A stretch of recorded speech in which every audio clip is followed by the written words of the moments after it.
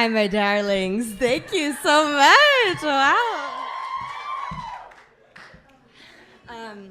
Wow. Thank you guys so... Well, hold on. I have to adjust this.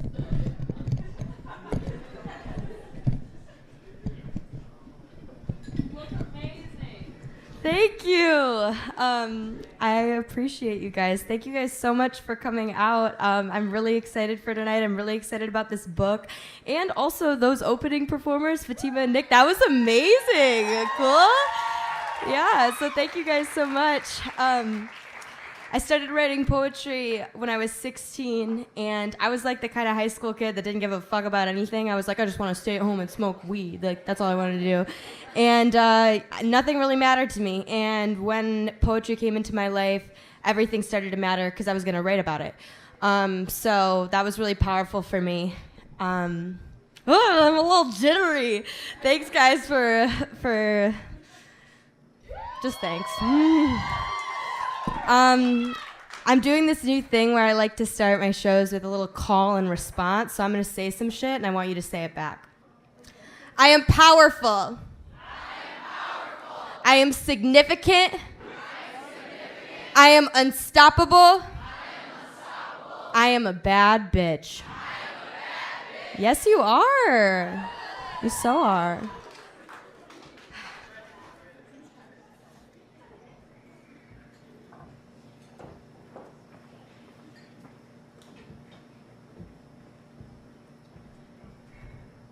It was the year we woke up holding hands like otters do.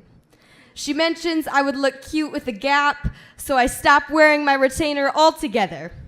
When she tells me that she loves me and that she has a lying problem on the same day, I know I am completely and utterly fucked.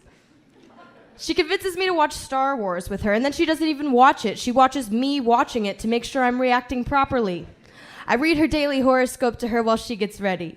Even though she doesn't believe in it, she at least tries to act interested in astrology and tarot cards and all that other hippy-dippy trippy shit I believe in but can't prove. I fall in love with her quickly, the way she wanted me to, all skin and poem and Diet Coke, listening to Regina Spektor on her bed while she calls me baby girl and plays with my hair. When I find a boy's hair in the rough drafts of her poems, I pretend not to. When I ask her what she loved about him, she says, I know this is bad, but he was so terrible to me, I never ran out of things to write about. I wonder if she wants a lover or a writing prompt. There is a certain high to hating yourself, she told me once. I try not to point out the irony as she explains how unhealthy our relationship is between drags of her cigarette. When she takes me on a date to the same rink she used to roller skate at with her last love, I do not sob. When she apologizes for the way he still holds the only spare key to her heart, I assure her it is no problem. I try not to be jealous of his sheer good fortune. I do not hate him for becoming the flood in my backyard. I do not hate myself for falling in love with a drought dressed like a girl, but I do hate myself for falling in love with feeling loved. Years later, she is drunk when she tells me, loving you is the kindest thing I almost did, and how impossible it is to train the heart to sit. The last time she shouts at me, my name foams madly at her mouth. She tells me, I don't know how to love anyone with my whole being, and all at once I feel so stupid and so small as I tell her, well, I don't know how to not. In an effort to get her to stay, I promise her, I will be whatever you want me to be. She tells me that is the problem. Thank you.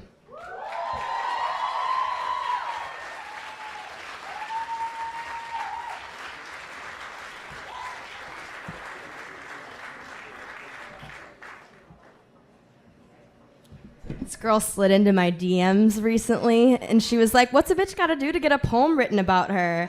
And I'm like, you either can just break my fucking heart, or you can Venmo me $40.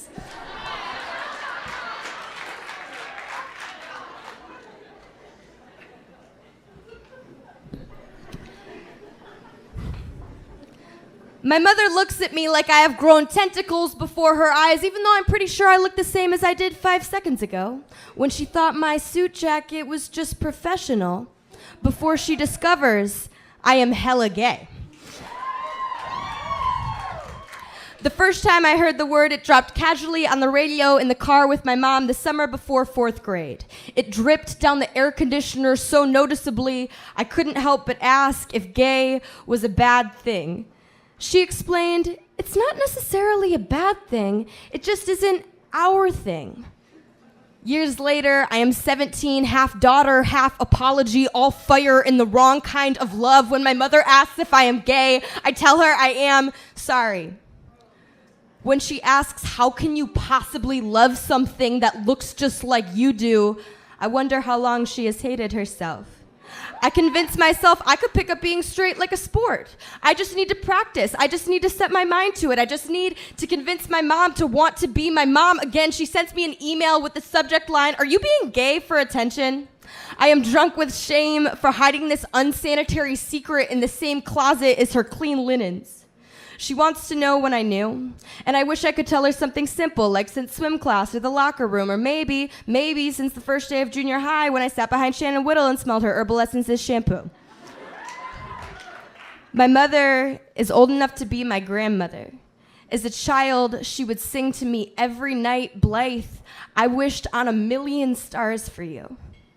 How could I not mistake the ceiling of her love for the sky?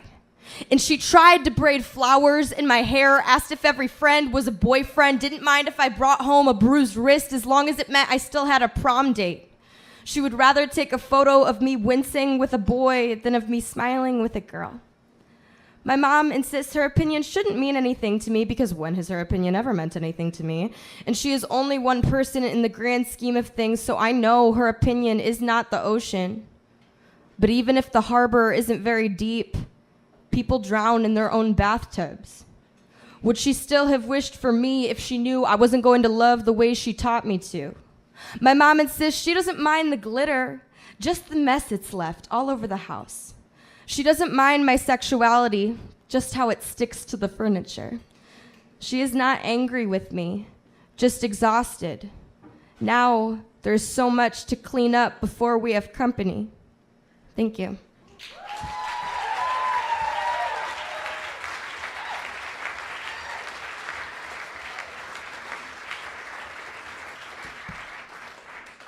This is cute, right? I like it.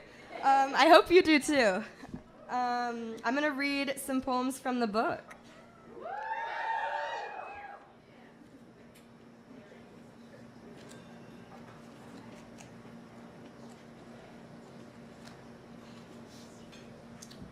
This poem is called Taxidermy.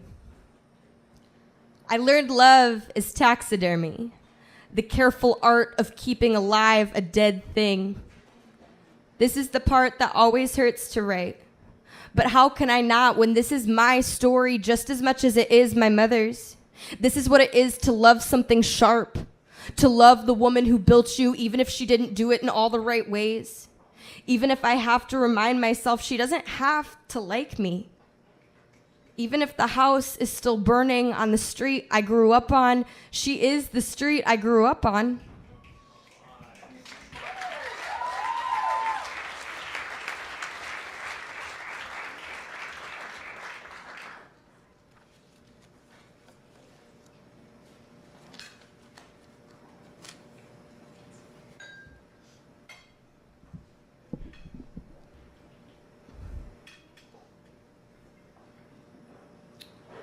The summer after 6th grade, a blood rose blooms through the pleat of my crisp white Bermuda shorts while I am on stage playing the dog catcher in a local production of Lady and the Tramp.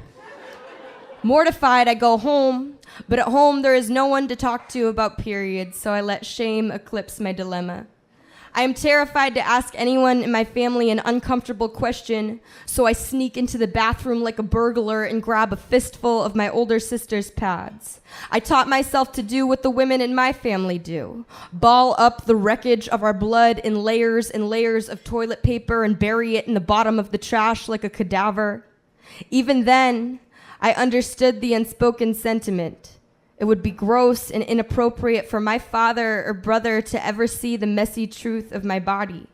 I consulted Google and read an article that said now I am officially a woman, and I wonder if being a woman has always been associated with hiding pain. In the junior high locker room, I learned that the verdict is in, and pads are not cool, and therefore neither am I. So I try to figure out the rocket science complexities of a tampon, but I am too overwhelmed by guilt to read the instructions, so I just wing it, which fails. I reluctantly return to stuffing fat cotton gondolas between my thighs, and then in sophomore year of high school Spanish class, I whisper ask if anyone has a pad, which makes Katie and Veronica gasp, so I explain that tampons don't really work for me. That one time I tried, deep red still splashed my underwear like ink, and besides, I heard you weren't supposed to feel it, and I definitely felt the plastic part, and that hurt. Katie said, LOL, what do you mean the plastic part hurt? And Veronica said, do you mean the applicator? OMG, you do know you have to take that part off, right? And they both frothed into giggling bubble baths. And by that, they meant, how could you possibly not know this?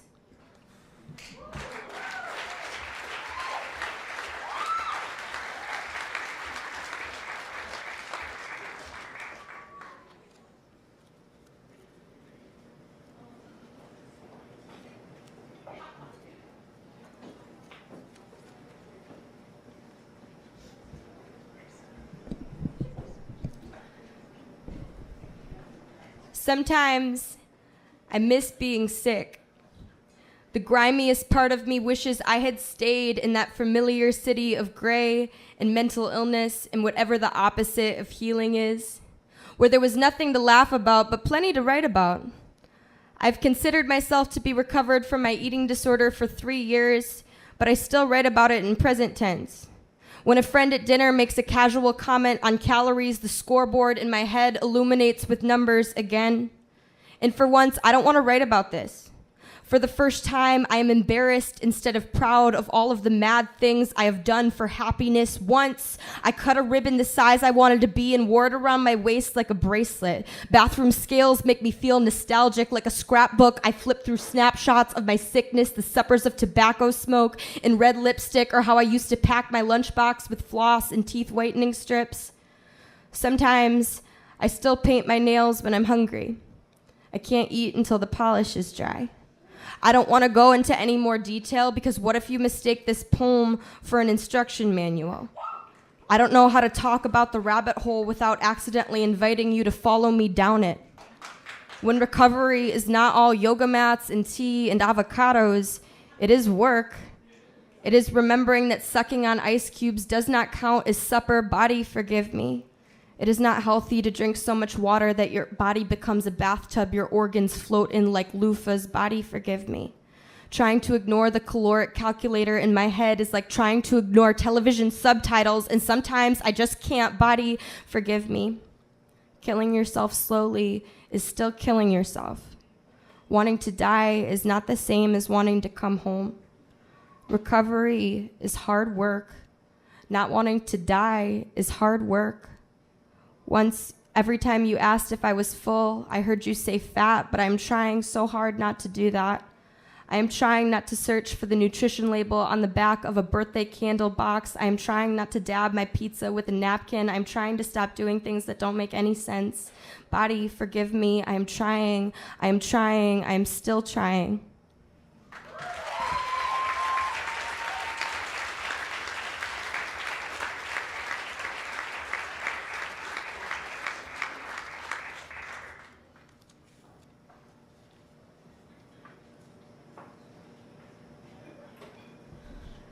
You haven't heard this next poem before, because I haven't ever done it. It's called I Didn't Always Salivate Over Skeletons. I come over to play at my friend's house, and a chandelier of bones answers the door. I can see each careful metal detail of her braces poking clearly through the skin above her top lip. She steps on a Wii Fit balance board, and she is so light that the system cannot even detect a body. She and I used to be fat together. We shared whole pans of brownies while our mothers shared concerns regarding our weight. we understood the many ways a mother's shame can haunt a daughter's body. An image of this friend at a water park in 7th grade is still imprinted in my mind. In this memory, she jumps up, jangling her arms and legs in excitement. When she does this, she looks exactly like those flat skeletons hung over front doors during Halloween, the kind where you yank the string at the top of its skull, causing its glow-in-the-dark bones to clink and clank like chimes. For years after, this was the last moment I can remember seeing an emaciated body and feeling worry instead of envy.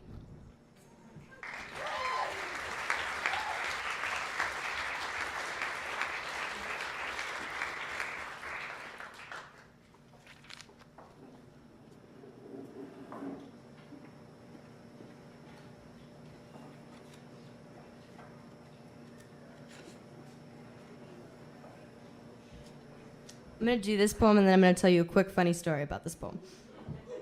It's called Theories About the Universe. I am trying to see things in perspective.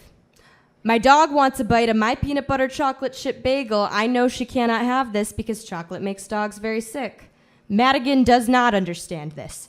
She pouts and wraps herself around my leg like a scarf, tries to convince me to give her just a tiny bit. When I do not give in, she eventually gives up and lays in the corner under the piano, drooping and sad. I hope the universe has my best interest in mind like I have my dog's. When I want something with my whole being and the universe withholds it from me, I hope the universe thinks to herself, silly girl. She thinks this is what she wants, but she does not understand how it will hurt.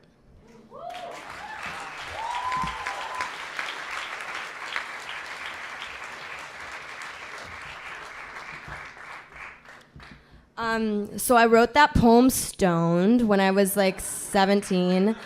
And like I obviously couldn't smoke in my house because like my mother. So I would like go out to outside and I would come back and there I am with Madigan and my chocolate chip bagel and I'm like, you know the fuck what?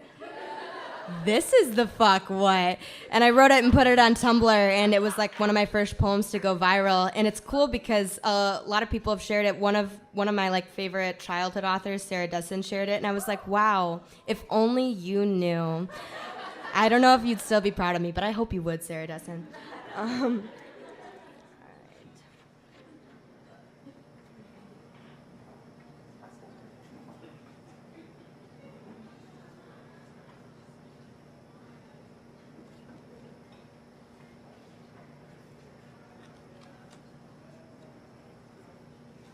This poem will appear a little bit different in the book because I'm like always editing as time goes on. I like wrote in here, so sorry. It's called On an Empty Stomach. Anorexia is not a choice, but recovery is.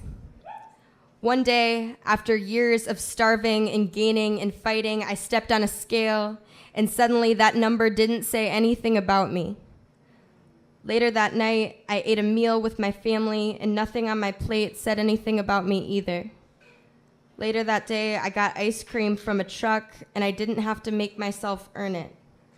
How sweet it is to finally be able to eat something just because I want it, just because it tastes good. Still, some days, it feels like the only thing standing between me and a relapse is knowing that it is impossible to change the world on an empty stomach.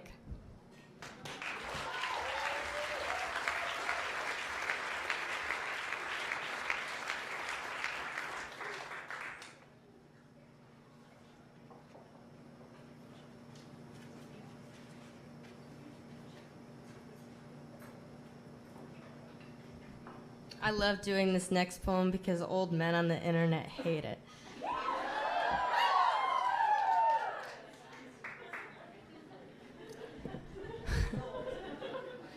Like I hate your crusty ass anyway, whatever. Perhaps this body belongs to the first time I was raped. And I think about how fucked up it is to begin a sentence with the first time I was raped. And how when I talk to other women about this, it almost seems like it's not even if you've been assaulted, but when. See, women have so much in common, such as loving Zumba, being interrupted, experiencing violence. And when another male friend turns out to be a rapist, the same male friend who wore feminism across his chest like a pageant sash, I cannot help but remember meeting him at a sexual violence prevention rally and the disappointing irony. And when another male friend who identifies as a feminist gives himself permission to make a rape joke and has the nerve to call it reclamatory, never mind that his joke just validated the actions of the silent predator sitting next to him, never mind that the joke just made a survivor sitting across from him relive what was likely the worst thing to ever happen to them, and you men who pose as activists scratch your head, wonder why women are so terrified to report while you shrug your shoulders and make our trauma into your victory lap the reason you fist bump your friends over craft beers at the bar. How could I expect this body to be perfect for anything but the punchline? And if I do not laugh, I am no longer the cool girl, but the one who cannot take a joke. I have run out of compassion for wolves. I have run out of compassion for anyone who isn't outraged. I ran and this stubborn body followed.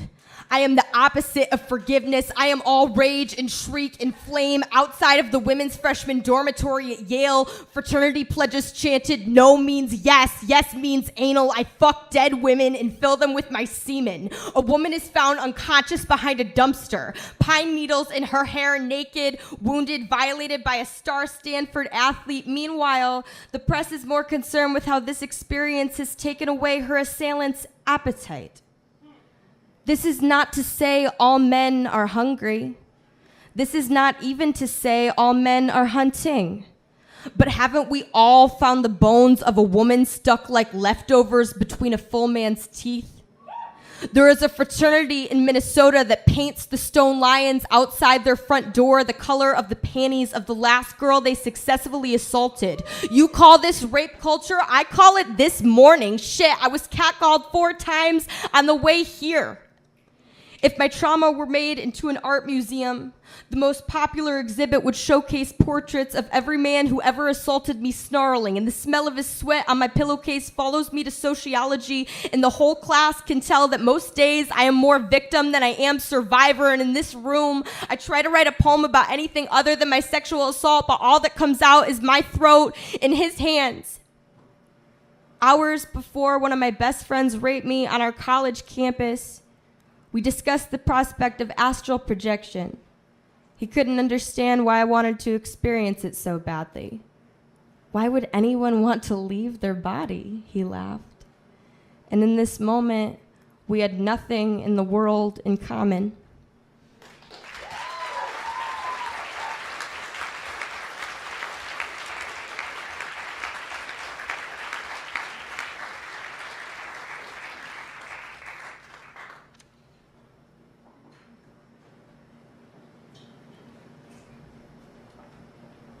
Quick hydration.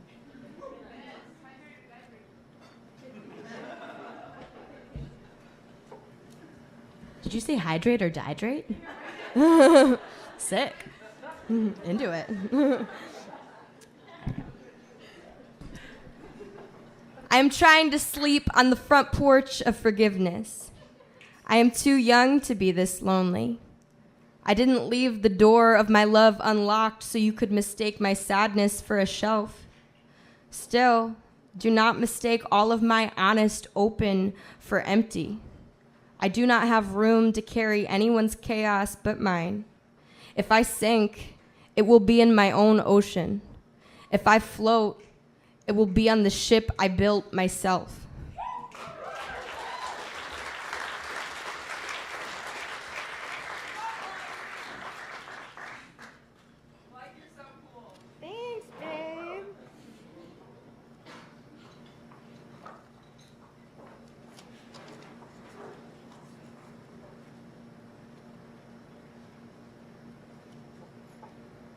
Thanks for your patience. I'm obviously struggling with all my Post-it notes.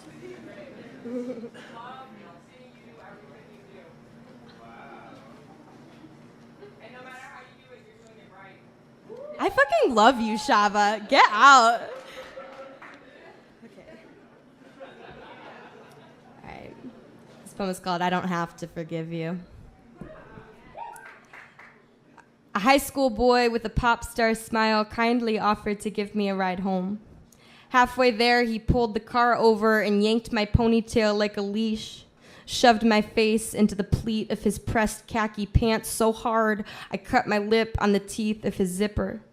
When the blood dribbled onto his belt, he laughed. When I felt the red glare of a video recording turn on, I fantasized about biting his dick all the fucking way off, but I didn't.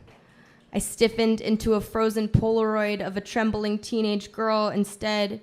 You can't say no to a question you were never asked.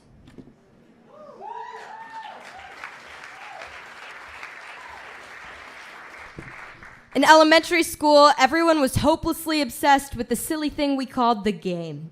It's simple. If you think about the game, you lose. To win the game, you do not think about it, even if someone brings it up. I tried to go a whole day without thinking about it.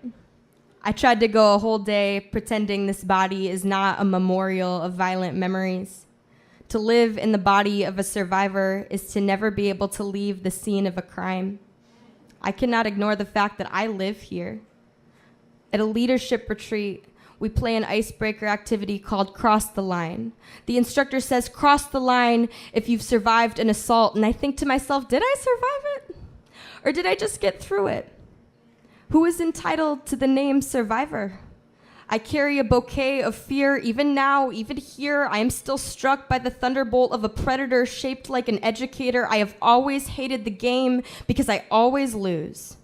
I always think about it. Sometimes I still look up my rapist names on Facebook. I consider warning the clueless women in their photographs of the Venus flytrap they are smiling next to, but I never do. Sometimes I still look up my rapist names on Facebook.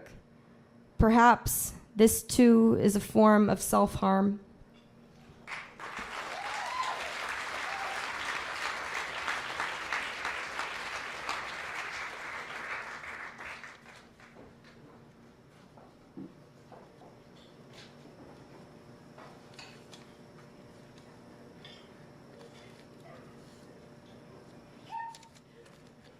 Bless you. That was adorable. Wow. The soft girl. Wait, hold on. I'm going to take these Post-its out so it's not ugly. I don't know why that bothered me. All right. The soft girl in my bed is all jewel tone lipstick and good intentions. She whispers, "So what do you like?" into my skin, and I feel my voice shrink into a tiny pearl until it falls to the ocean floor of my throat. And this soft girl did nothing wrong. But I am still drowned in embarrassment. My stiff voice clamps shut and hovers above the bed like a shadow. My tongue tangles into a tight cherry stem knot. I do not feel entitled to ask for what I want. I don't even know what I want. Me, the bitch who never shuts up, suddenly has nothing to say. I still struggle to speak up during sex. I cannot help but wonder, is this another thing trauma has taken from me? Did my rapist take my voice as a souvenir to fossilize their fond memories of invading my body? When the soft girl in my bed says she likes to be choked, I instantly feel every light in my body go out, and suddenly I can time travel. I am slingshotted back to the memory of the men with fish hooks for fingernails and barbed wire for hands, how they coiled around my neck like a python, how the lump in my throat clotted like blood, how I waited so patiently for it to be over, how I cried, how I screamed, how I shrieked, how he heard me, how he was hurting me, how he was hard this entire time.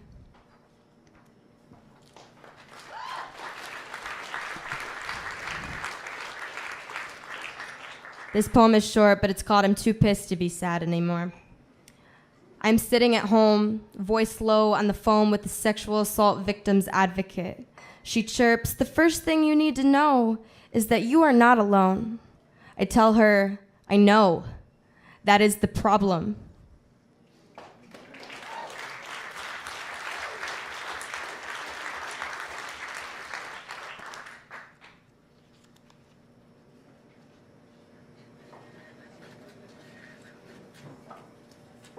I I've got 2 short poems and then 1 regular-sized poem for you, and then I'm done. Thank you guys so much.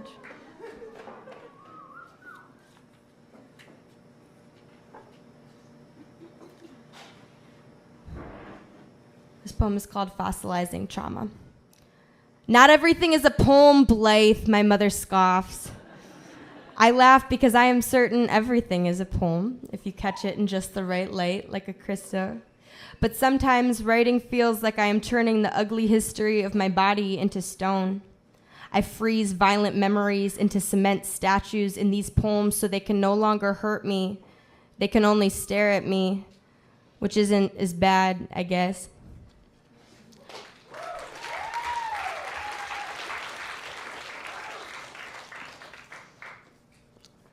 This is another one that's going to be really different in the book because I clearly did some revisions.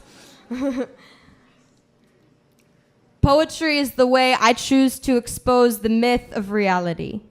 I am always trying to be a good story. Writing is the ongoing act of forgiving and apologizing to each of the women I used to be. I stare at myself in the mirror for hours as if watching a television show. I soak in a bathtub of my flaws until they prune into art. Most moments would devour a sky or a symphony as tiny as time. But here, soft glass rose from a garden of a girl, and the summer let go of my peach dress.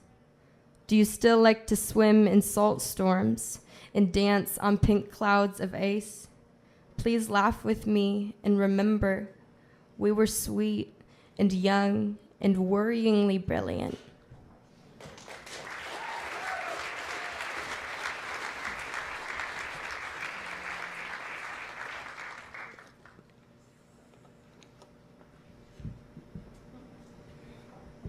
I don't know if I have this last one memorized, but I'm just gonna take a crazy risk.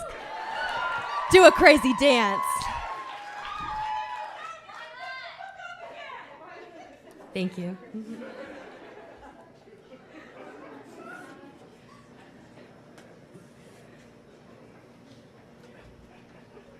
I should probably turn it to that page just in case.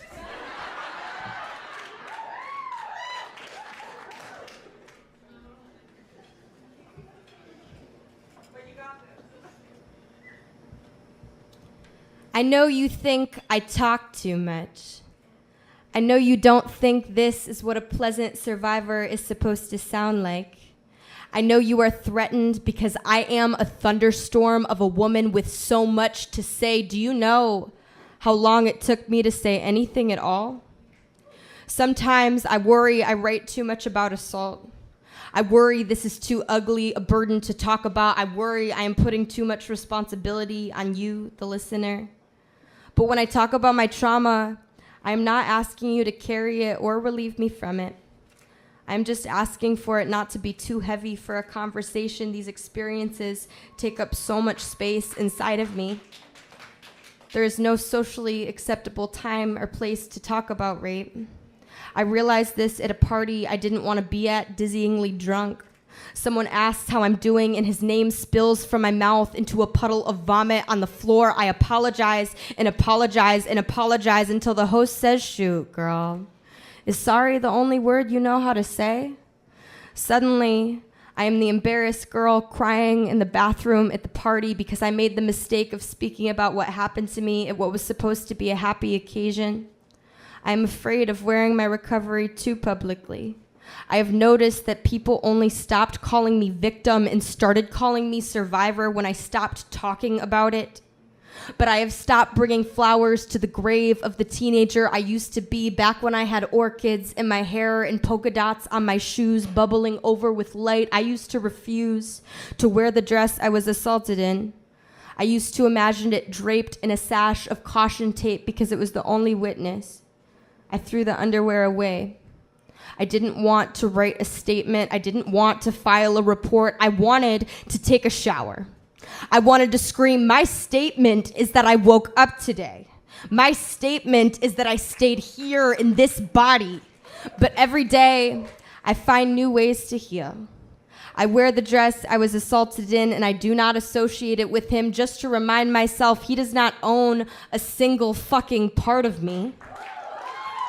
I found a way to heal through the poetry. This stage is the only place I could tell my story where it wasn't a burden I was putting onto anyone. This stage is where I learned to stop hoarding my suffering, and I could give a fuck about a slam score. This is me healing. This is me reclaiming ownership over my body. This is the only place I have control over the narrative, and he cannot interrupt me. Even though trauma has a way of becoming the wallpaper of my head, watch me drag the art from my suffering. Watch me plant seeds down my spine and bloom into a garden of poetry from every horrible thing that ever happened to me. All the nights my voice turned into cement and I couldn't say anything. Watch me build an empire from the ashes of every single thing that ever tried to destroy me. One day, the urge to write a poem became greater than the urge to write a suicide note, and so I wrote the poem.